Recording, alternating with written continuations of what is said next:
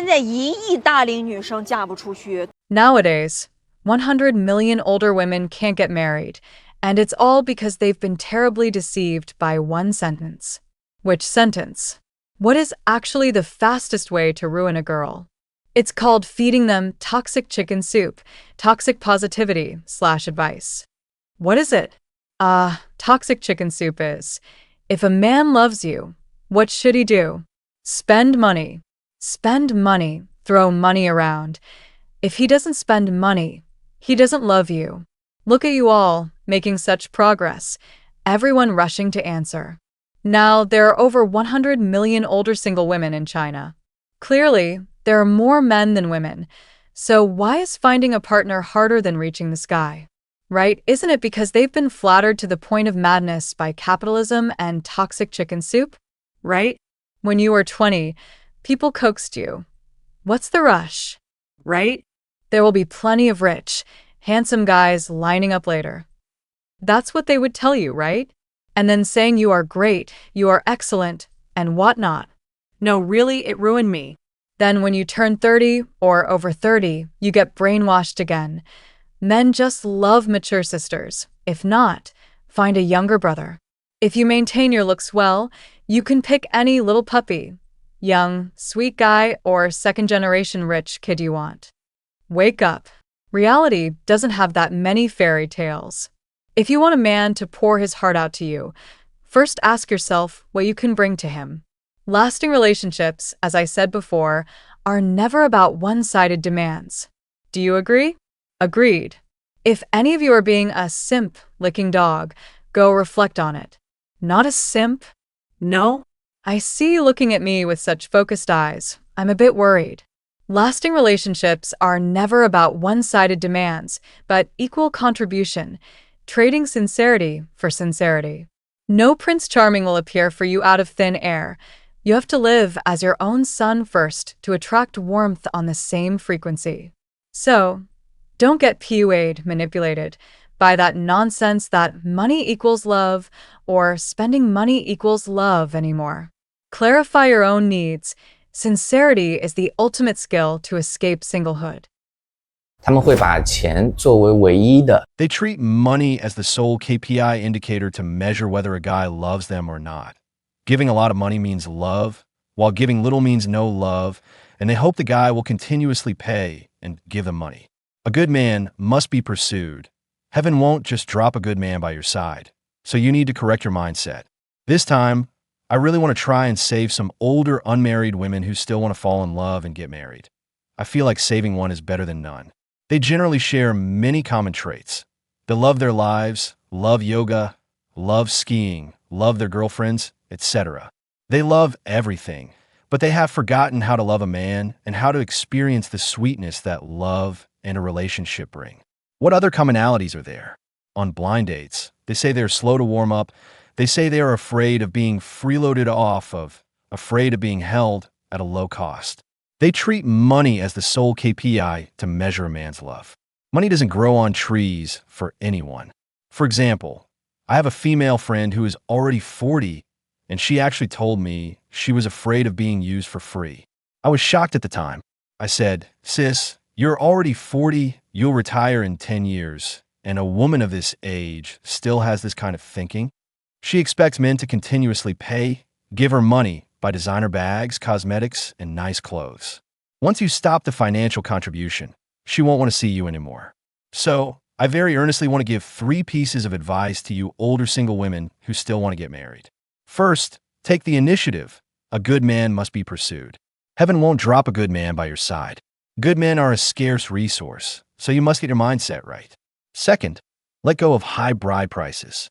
If a man can spend a huge price to marry you today, then if another man is willing to pay a higher price to marry you tomorrow, would you just leave with that guy? Also, I met many girls who talked to me about matching family backgrounds, social status, on blind dates. Actually, I really reject this term in my heart. Why? Many parents talk about matching backgrounds, but as ordinary people, we have no titles of nobility, no official ranks, and no corporate empires to inherit. So I think as long as our values are the same, we have common hobbies, and a common goal to strive for together, such love and marriage will be very beautiful. I previously dated a girlfriend from Shaanxi who was truly a 3-no product. No house, no car, no savings. She also had a younger sister and a younger brother. Even in this situation, I didn't despise her. However, our values were extremely mismatched. Later in our relationship, she slowly shifted from a romantic perspective to a transactional dating perspective. She felt that dating me was a transaction. She needed me to constantly pay up. If I paid, she would meet me. If I didn't pay, she wouldn't. So I feel this isn't the kind of love I want. I think such girls are just too realistic, and it's impossible to reach this stage of marriage with you. And before we continue, let us know in the comments where you're watching this video from. Connecting with viewers from all around the world is a huge inspiration for us. Thank you so much. 家人们，我今天就冒着被骂 Folks, today I'm taking the risk of being scolded and cyberbullied to put this out there. This twisted trend of gold diggers, Lao Nu, if not strangled to death immediately, will sooner or later crush our views on love and marriage into pieces, never to return. Just go look at the current dating market. It's so absurd it makes your scalp tingle. If a man goes out and doesn't cover all expenses, he's immediately labeled as stingy and insincere. Men have to pay for meals, movies, and taxis, even the utility bills at the woman's home, or money for milk, tea, and snacks. They feel it is only right and proper for the man to bear. It's even more exaggerated when mentioning marriage, whether it's a first or second marriage. The first thing they ask is if the bride price is 6 figures, over 100,000 renminbi, approximate 13,800 US dollars, and if the 5 gold jewelry set is a big brand, as if men run a printing press and money just blows in with the wind. What's more terrifying is that these gold diggers dare to jump out and represent all women. How many sensible, good girls around us know in their hearts as clear as a mirror that this is wrong, but they are afraid of being scolded for betraying their own side. So they can only hold it in and say nothing. Why should we let these bad apples ruin the reputation of all good girls? Now this atmosphere has almost penetrated into our bones. Before, we thought gold diggers were the minority. Now it seems like if you don't dig for something, you're losing out. Some women lie at home, and their only goal in life is to find a man who can spend money on them, acting as a long-term meal ticket. At an age where they have hands and feet, they insist on being supported by others, reaping without sowing and thinking it's only natural. How can they be so thick-skinned? The most disgusting part is treating their reproductive organs as bargaining chips for money, as if giving birth to a child is doing a huge service to the man's family, and the man has to work like a horse or ox all his life to provide for her. So this woman degrades herself into a reproductive tool and forces the man to become a money-making tool. This logic simply overturns all moral values. Folks, we are all ordinary people. Who can shoulder those unrealistic demands? Baby formula must be imported, diapers must be big brands, the child must go to a private school, attend sky-high price tutoring classes, and we still have to save money for studying abroad. Staring at the wealth rankings every day, dreaming about how to reach the sky in a single step by relying on others. Isn't this just a pipe dream? Nowadays, when chatting with gold diggers, there are no topics other than houses, cars, savings, and luxury goods. You talk to her about feelings and interests, she thinks you're boring. You talk to her about responsibility and the future, she thinks you're drawing a pancake, making empty promises. This isn't dating. It's clearly a naked transaction, selling oneself like a commodity. What shocks my values even more is that now, even in those dating live streams for the elderly, women in their 60s open their mouths and ask for tens of thousands of RMB. 30,000 renminbi is approximate 4,100 US dollars, in happiness money. If this trend isn't suppressed, will elementary school students soon demand red envelopes to date? The bottom line of our society is being trampled to pieces by this group of people. Folks, this evil wind really needs to be hit hard. Men are afraid to fall in love, fearing they'll be treated as ATM machines. Good girls are having their values led astray, thinking they suffer a loss if they don't dig for money. In the end, the entire marriage market becomes foul. Who dares to believe in love? Who dares to enter into marriage? I'll say it again. I'm not targeting all women. I'm targeting those gold diggers who treat love as a business and men as suckers. You must have a bottom line in life. You can earn the life you want yourself. The money you get by swindling and cheating will have to be returned sooner or later. The confidence you get from gold digging will collapse sooner or later. family who agree with me like this so more people can see it, and don't let this evil trend continue to spread. Tell us in the comments about the most outrageous gold digger behavior you've seen, so everyone can keep their eyes open. Forward this, let's boycott this evil trend together, return cleanliness to the marriage market, and return a sincere love to ordinary people. 为什么现在很多年轻人越来越不想结婚了？ Why do so many young people nowadays increasingly not want to get married? Actually, to be honest, I don't want to get married either. What is the reason? Because actually, I feel that the pressure from society is so huge right now, and I can't earn much money. Supporting myself is already difficult enough, so how can I get married? Although I am a girl, actually, I am someone who likes to put myself in others' shoes. If I stand from a guy's perspective, I feel like, oh my god, the social pressure is so great now. You have to support the elderly above you, and after getting married, you have little ones below you. You can't support yourself, can't support the elderly, and certainly can't support children. The pressure is just huge. And look, nowadays, as soon as marriage is mentioned, you need a car and a house, oh my god, plus the bride price. I was just chatting with my mom last time, and she even said if you don't have 1 million renminbi, approximate 140,000 US dollars, you basically can't handle these things. My god, but actually, I feel that we ordinary people are all from ordinary families and basically don't have that kind of great economic strength. 最近有个女粉丝问我，大龄剩女 Recently, a female follower asked me if an older maiden, with hundreds of thousands in external debt, can still find a partner. She is 36 years old, failed in business, and owes 600,000 renminbi, approximate 84,000 US dollars.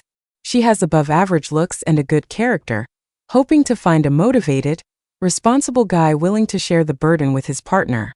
She asked me if there are guys who don't mind a girl having debt. I really don't know if there are any willing ones, but they would definitely be afraid that after paying off the debt, you'd go around asking, my boyfriend helped me pay off 600,000 renminbi, approximate 84,000 US dollars, in debt. Do I have to sacrifice my personal happiness to marry him? If my boyfriend paid off 600,000 renminbi, approximate 84,000 US dollars, for me, can I no longer ask him for a bride price? My husband keeps bringing up the fact that he paid off 600,000 renminbi, approximate 84,000 US dollars, for me before marriage. Does that mean I have to do more housework after marriage? My husband keeps using the 600,000 renminbi, approximate 84,000 US dollars, he paid for me before marriage to gaslight/manipulate, CPU/P me. My colleagues say I'm understanding, so how should I choose between the colleague who cares about me so much and my husband?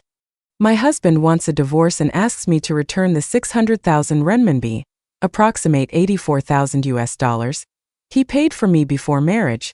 Haven't I served him for nothing all these years? Besides, he did it voluntarily back then. If you pull this whole routine, who wouldn't be scared? Actually, relying on marriage to solve your problems isn't impossible. You could sign a prenuptial agreement to show your determination, for example, stating that if you divorce, you will leave with nothing and repay the 600,000 renminbi, approximate 84,000 US dollars. That way, you might actually meet a brave warrior or two willing to charge forward for love.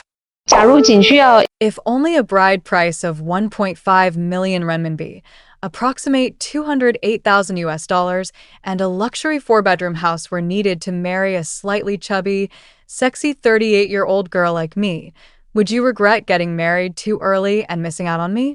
There must be a house, of course. Living in this area, I think the rent would be at least around 20,000 renminbi, approximate 2,800 US dollars. But actually, these requirements aren't my personal ideas, but a threshold proposed by my best friend to prevent ordinary men from plotting against my beauty. Because my bestie always tells me that a girl like me, with looks that could topple kingdoms, a graceful and upright figure, and sexy charm, is already considered goddess level here in Chongqing, so I absolutely cannot come cheap for ordinary men. Financially, there must be an economic foundation, and personality-wise, he must be gentle and considerate. After listening to my bestie, I instantly felt that all men were eyeing me like prey. Perhaps being too dangerously beautiful is a mistake. Because I am someone who lacks a sense of security, I hope he is someone who will pamper and protect me. My name is Zhu Zhu, aged 38, from Chongqing. It's inconvenient to reveal my profession directly. You just need to know that at Chongqing Vocational College, I was the only campus beauty queen. But actually, my matchmaking requirements aren't high. First, for the proposal, a bride price of 1.5 million renminbi, approximate 208,000 US dollars, is the baseline. Secondly, the partner must give me a monthly allowance of 50,000 renminbi, approximate 6,900 US dollars, to maintain my sexy and charming figure. Most importantly, the partner must give me enough of a sense of security. What exactly is a man's sense of security? Having well-developed muscles to protect you? Or having very strong economic strength and career? Or being able to take care of you very diligently at home? It's a bit of everything, I guess. It would be best if the partner is like my clients, able to spend money like water for me while remaining clean and self-disciplined. But before meeting my domineering CEO, I was very unwilling to go on blind dates with ordinary men. Matchmaking is arranged every weekend, and I'm still quite reluctant in my heart. As a goddess-level little princess like me, I am very resistant to matchmaking with men who don't deserve me. Over a year, I've only been on about 100 blind dates. 100 dates? You participated in so many blind dates. Did you really not meet anyone suitable? Maybe because of a certain resistance to matchmaking, the program team quickly matched me with a victim, the male guest. He doesn't have much hair, but has a lot of good fortune to meet a peerless beauty like me, one in a million. The male guest is the owner of a 4S car dealership. As soon as we met, the male guest was eager about my body, carrying and hugging me. I know that a little fairy is seductive wherever she goes, but the male guest shouldn't be so obvious. To test whether the male guest's economic strength could handle me, I asked an indirect question. Life definitely needs a sense of ritual, that's for sure. How big of a red packet are you prepared to give? Between a man and a woman, how much do you give on Valentine's Day? I think if the male guest can give me a red packet of 520,000 renminbi, approximate 72,000 US dollars, on a romantic holiday like 520, that would barely count as being a considerate, domineering CEO. Unexpectedly, the male guest expressed that he would try his best to satisfy my wishes. But I think the male guest is celebrating too early because his looks and image simply don't catch my eye. I feel he might be a bit different from those I usually come into contact with. Like friends. Mainly in what aspect? Just his personal image. So, you feel that maybe in terms of dressing and temperament, there is some difference from the opposite sex you usually see? Oh, yes. You have to know that I interact with handsome guys who are either rich or noble.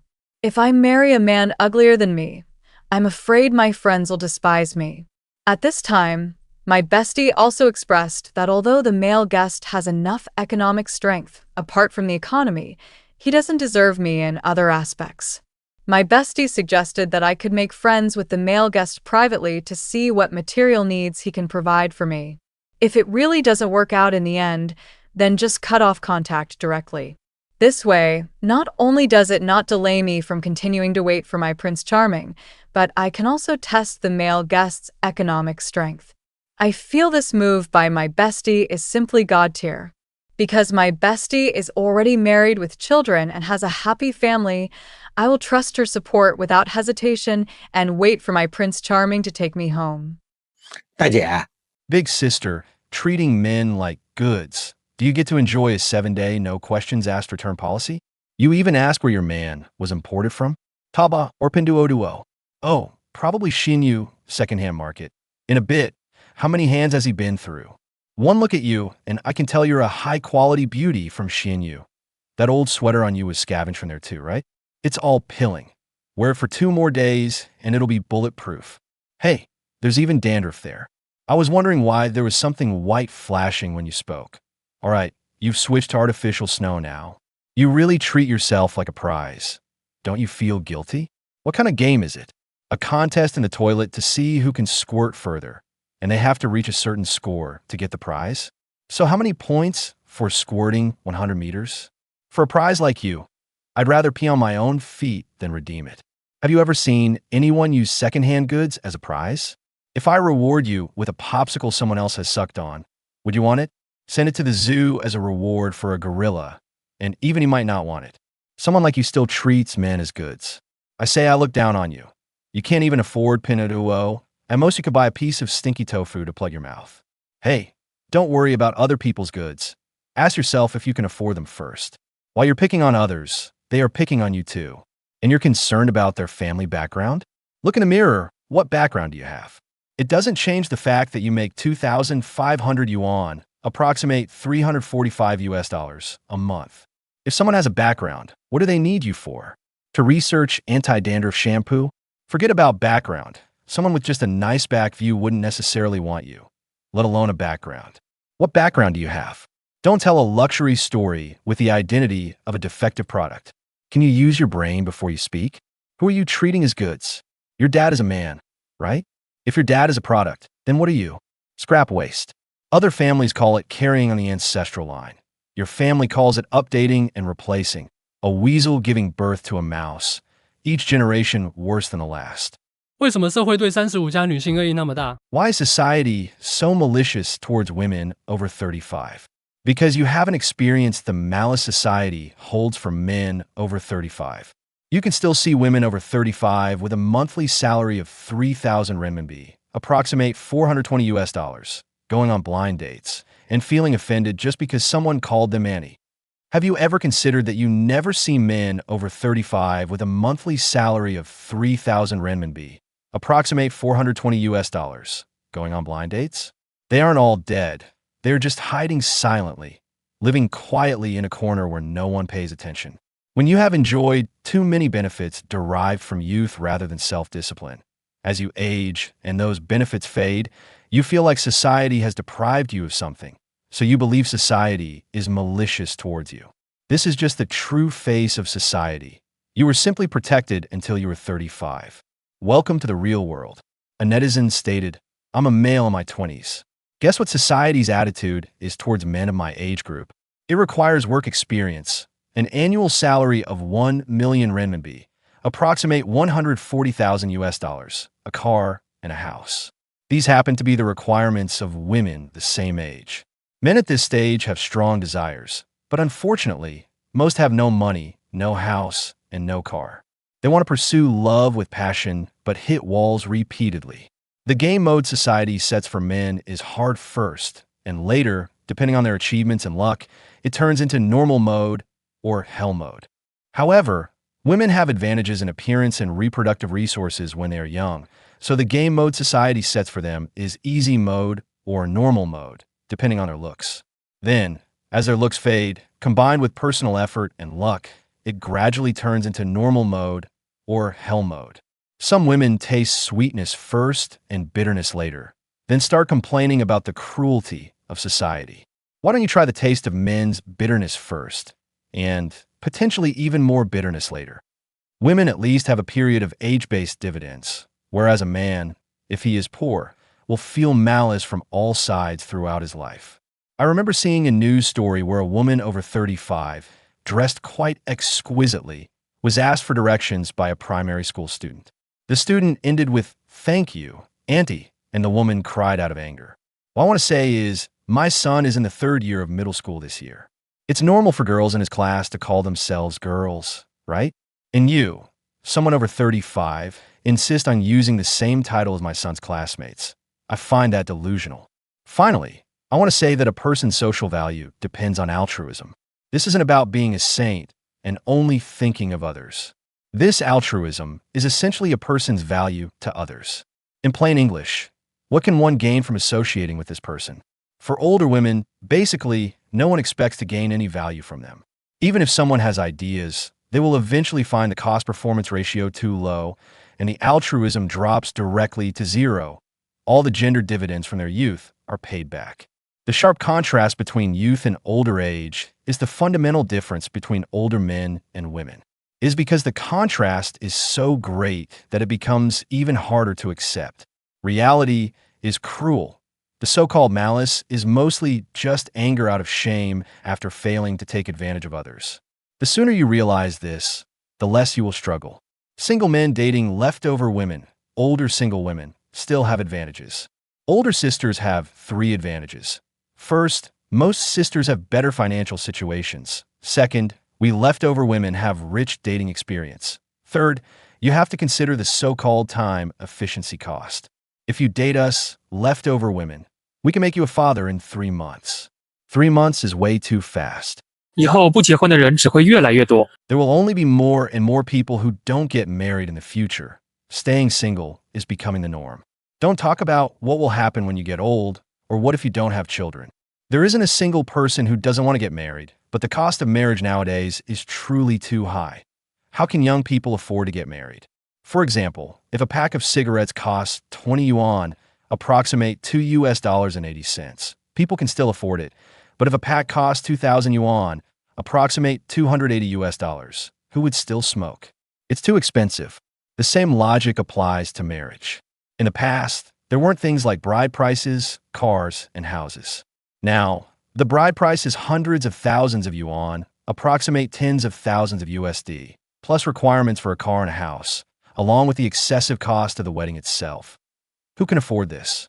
If you can earn money and marry a wife on your own, that's justifiable. But if you can't earn the money and have to rely entirely on your parents for these bride prices, causing your parents to worry after working hard all their lives, do you have the heart to do that? Young people nowadays go to college at 18, graduate at 22, and get married at 26. How can they save enough money in just 4 short years?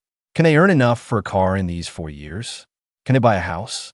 Can they save hundreds of thousands of yuan, approximate tens of thousands of USD, for the bride price? Isn't that the truth? So, if this mindset is really too extreme and too serious with no solution, then perhaps not getting married really will be a norm in the future. Saying so much is useless. 男人不要求女人的收入是为什么哈？因为 Why don't men require women to have a high income? Because men understand this logic very well. No matter how much money a woman makes, she won't spend it on me, so her high income is meaningless to me. If I make 3 million renminbi, approximate 416,000 US dollars, this year, and you also make 3 million renminbi, approximate 416,000 US dollars, your money won't be spent on me. You will demand that I spend more on you, or you might even feel that I earn less than you. That's how women are, and men understand this very well. They can't get what they want from high-income women. However, high-income women feel that their high income is an advantage when looking for a partner. In front of high-income men, if you make 3 million renminbi, approximate 416,000 US dollars, this year, and think you want to find someone making 5 million renminbi, approximate 694,000 US dollars, do you think your 3 million renminbi, approximate 416,000 US dollars, is an advantage in the eyes of someone making 5 million, approximate 694,000 US dollars, or 6 million renminbi, approximate 833,000 US dollars? No, he already makes 5 or 6 million. He doesn't care how much you make. In the eyes of a man making 200,000 renminbi, approximate 27,700 US dollars, you might be an advantage because you earn more than him and he can gain economic value from you. So, for some girls, usually those who start their own businesses, because most women who earn this much are the entrepreneurial type, since you want to take the competitive career path, your mindset in finding a partner must align with that path. You should find a man who can provide you with emotional value and take care of the family. That way, your life will go smoothly, right? You go out and conquer the world. It's not like he can't feed himself, but he can take good care of the home for you and provide emotional value. Isn't that enough? If you find someone who is your equal, where he earns a lot and you earn a lot, 2 dominant people will just argue every day, and your life will become increasingly difficult. 你家小孩有没有跟你说过他长大以后不结婚不生孩子？ Has your child ever told you that they won't get married or have children when they grow up? Have they? Has your child mentioned this to you? Have they said, Mom, Dad, I won't get married or have children in the future? Has anyone said that? Probably, right? In my heart right now, really middle school and high school students nowadays, it's really something. But have you noticed? They won't have children, but they will definitely keep a pet. I investigated a bit. And more than half of the employees in our company have pets at home. If a human has diarrhea, they just endure it. If a dog has diarrhea, it can't be tolerated, you panic. If a human throws up, they just throw up. If a cat throws up, you rush to check on it. Really, sometimes humans live worse than dogs. It's true, really. So I think this pet thing is quite interesting. Furthermore, if your scores are relatively lower, and the agricultural university in your province has almost the lowest cutoff score among the key universities in your province. Isn't that right? There are only 2 undergraduate agriculture programs in your province. Moreover, the best agricultural university in your province is almost the one with the lowest score among all the key universities in your province. In other words, if you want to become an expert in a certain professional field within the scope of a province, or even a top expert, the major with the lowest cost, entry requirements, is actually agronomy. But the prerequisite is that it is agronomy.